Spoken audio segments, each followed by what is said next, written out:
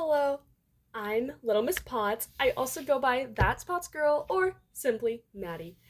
I recently was diagnosed with postural orthostatic tachycardia syndrome, also known as POTS. I have been going to specialists for about 5 years now, trying to figure out why I'm having so many problems. Just so you all know, I do have a list off to the side so I can catch all the key points I'm wanting to discuss. As long as I can remember, I have had migraines, but they started getting worse when I was 12, about the time I was in 7th grade. I went to specialists for my headaches, but was still fighting them. They got a little better, but they never fully went away. I also started getting terrible stomach pains.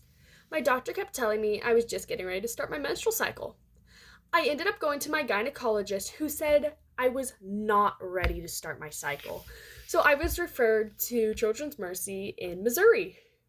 I ended up getting an upper and lower GI where they sent a camera through my body and took a few tiny samples, and they diagnosed me as lactose intolerant.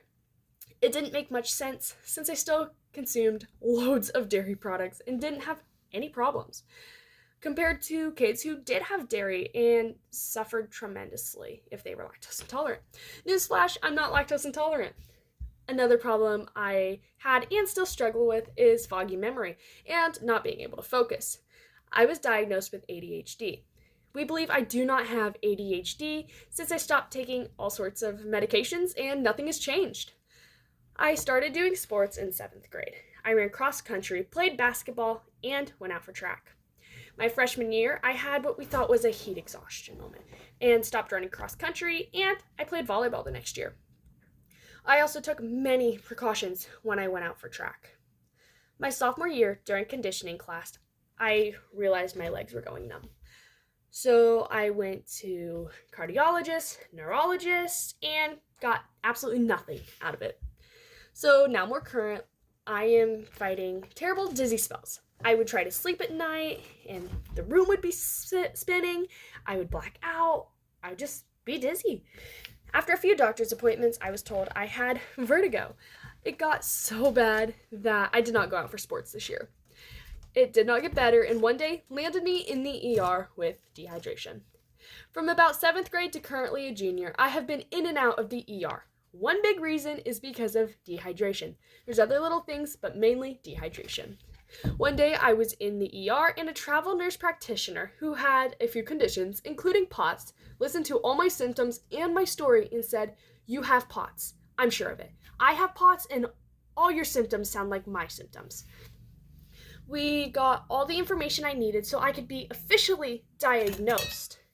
POTS can be really hard to diagnose. I was referred to a clinic in Boys Town, Nebraska, where they looked at my heart. They said my heart was perfectly fine, so they got me a referral to go to Mayo Clinic in Rochester, Minnesota, so I can get more tests done. I need a drink. While I was in Minnesota, they did a few tests on me. They did a sweat test that sent little shocks through my body to make me sweat, to make sure I was sweating properly. They also did 2 breathing exercises, one where I had to take big deep breaths in and slowly let out. And a test that reminded me of people taking like a breathalyzer test. I had to consistently blow into a tube and keep it at a certain number, which I kind of struggled with, but I passed the test. The last test they did was my tilt table test. They strapped me to a table and had me laying flat for about 5 minutes. They had a machine attached that was monitoring my heart rate and blood pressure, and they also were manually doing it. So when they tilt the table up, you're supposed to be able to make it for 10 minutes. I only made it 5. During that test, I felt like I couldn't breathe. I had a lump in the base of my throat. I couldn't cough. I got a headache. My legs went numb. My legs felt like they had pins and needles in them. I got super dizzy and I nearly passed out. My doctor also said I lost the color in my face, so my face was white as a ghost. I would never, ever wish the pain that I went through on somebody. The doctor who founded POTS at Mayo, Dr. Seta, was the one who looked at my tests and verified I had POTS. I had a follow-up meeting to talk about a game plan with my doctor about what I can do for my POTS. I just recently got back from Rochester, Minnesota again, where I visited with a physical therapist, received a heart monitor, and had a group therapy session where I met 3 other people fighting similar battles. as me. I even was able to get one of the girls snaps. So we are actually still talking. After these appointments, I have to take vitamins, do small workouts, watch the foods I eat, drink a lot of water, and take lots of salt. There are multiple things I have to do for my POTS. And for me, it takes a toll on my mental health. I miss so much school that I am fighting grades, preventing me from doing the things I love, including sports, HOCO, FFA, and other activities. The chances of me getting to go out for track this year is like slim to none, which has affected me mentally. I have been high jumping since I was a third grader, and now as a junior, not being able to high jump, it sucks. I now have a 504 set up with my school to help me get through my education. I have been struggling in school a lot.